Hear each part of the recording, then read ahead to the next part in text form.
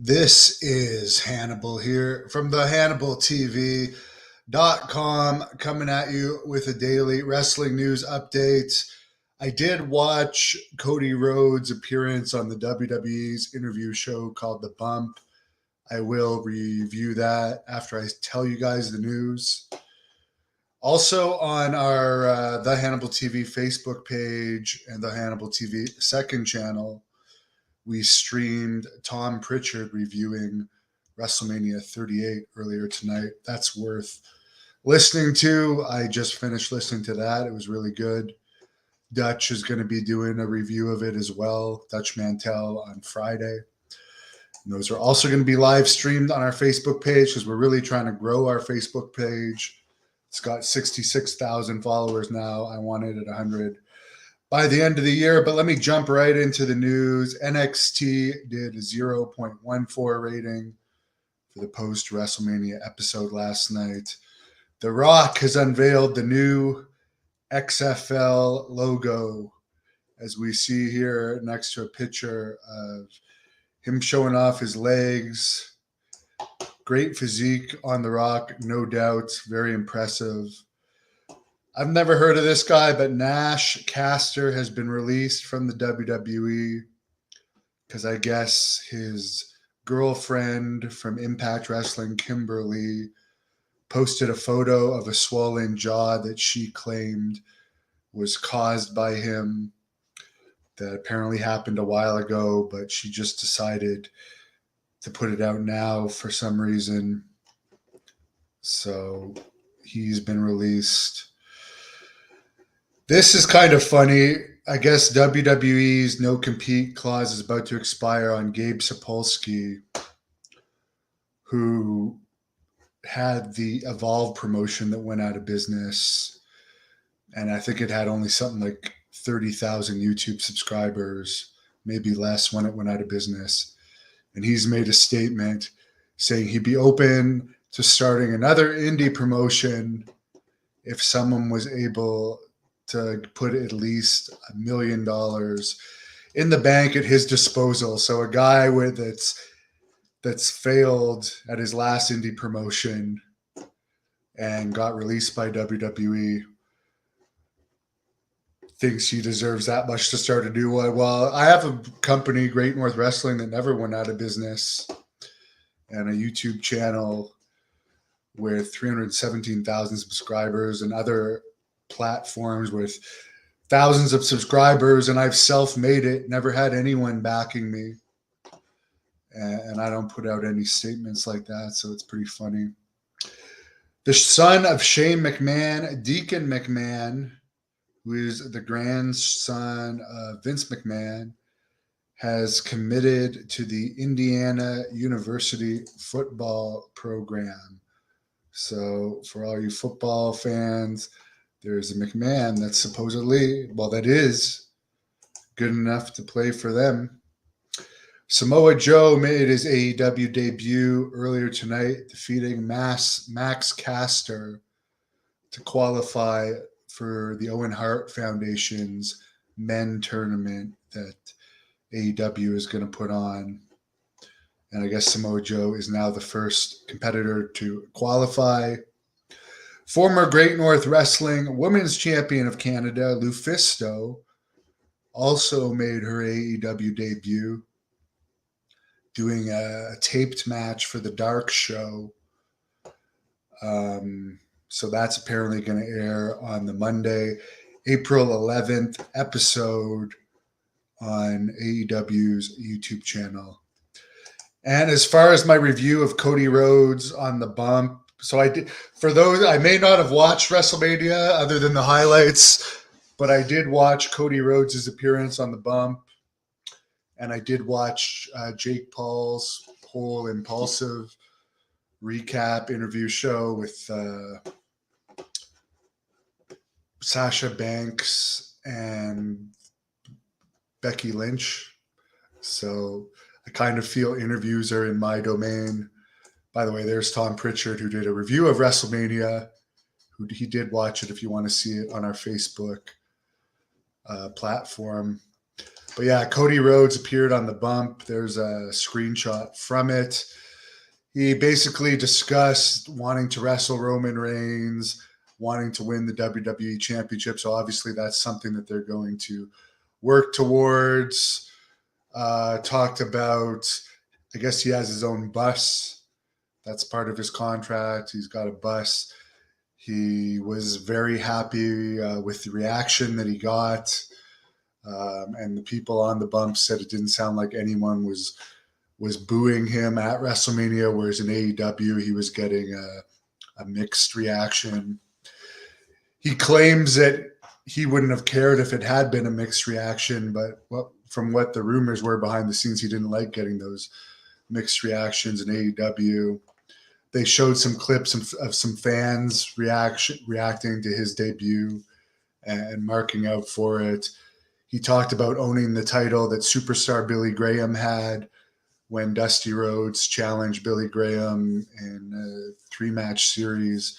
Madison Square Garden, legitimate sellouts, of course. Billy Graham, one of the greatest of all time. I actually sent him that video and told him the timestamp that it's on of Cody talking about him. So if he responds to it, I'll tell you guys on a future news update what he says. I know he's met Cody in the past, but they haven't spoken since he met Cody all those years ago.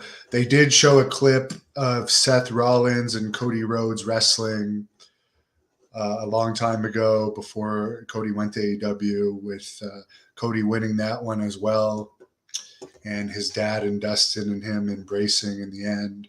They talked about how Seth was one of Dusty Rhodes' students in NXT, and that he felt like they were both different wrestlers when they were wrestling this time, because they were each a different part of their careers. So that was pretty much it. He also was talking about, he did say one thing, which is true, and any wrestler that denies it is purely lying. All wrestlers are selfish, as he said. He mentioned that he's even selfish. But he appreciated his wife, Brandy, being there for him during his debut, and that he will be there when she has her moment. So, of course, that alludes to eventually she will appear in WWE. So that's pretty much it. It wasn't too much more relevant. There was talk of him wanting that Roderick Strong, who I didn't even know is in WWE, was on one of Cody's lists of people he wanted to wrestle. He hoped that match happened. They mentioned Drew McIntyre as well. Edgar says Cody is a draw. Well, he's something fresh in WWE. He did draw on the Indies. I can tell you guys that because I followed him when he went on the Indies, and I've told this story before. He was actually supposed to wrestle me in Great North Wrestling in August of 2018. It was going to be a Sunday show, but however, he got a job with Arrow and he canceled all of his wrestling bookings that weekend, so it never happened. But anyone that saw the original promo that I had done on him back from 2018, it was from that. So it's too bad that match never happened.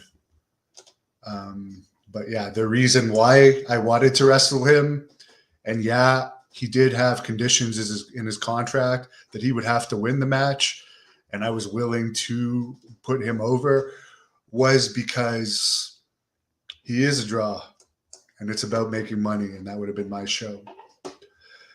And that would have been in Hawkesbury, Ontario. I ended up not even wrestling on that show. I just had a kickboxing match on that show, which I won. Jason says, do I think there's any hope for wrestling? Well, WWE is making a lot of money, more money than ever. I just think wrestling's not going to ever be what it was in the 80s anymore. It's going to be more entertainment, and it's going to be different. Edgar, I think it's going to be Roman against The Rock at the next WrestleMania. And you might see Cody versus Roman in between now and then, if that doesn't happen with The Rock. But As John Paz said when he gave his WrestleMania recap, Austin looked pretty good against Kevin Owens, and we know he's not going to put a fat guy like Kevin Owens over. But maybe we could see Roman against Austin at like a SummerSlam or WrestleMania in the future. Maybe he would put a true star like Roman Reigns over. So who knows? Scott, I didn't see the match, but good for him getting that opportunity. I know him and Steve Austin were friends for a long time. I heard him on Steve Austin's podcast a long time ago.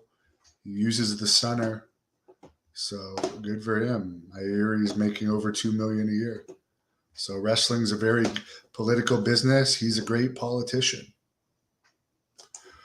Rob was really hoping that Brandy would stay out of the ring. Well, she was in AEW. She's popular. I'm sure she's going to appear in WWE. There's a lot of girls, a lot less popular of her that aren't going to make any news. Like we know when Brandy Rhodes debuts, it's going to be a newsworthy thing. And Raw did do a 0.63 rating this week for Cody's speech. So 0.63 is really good. Mind you, it was the Raw after WrestleMania. Jim thinks wrestling died in when the territories died. I truly think it died when WWE went public. That was when it became corporate, and it is very corporate now.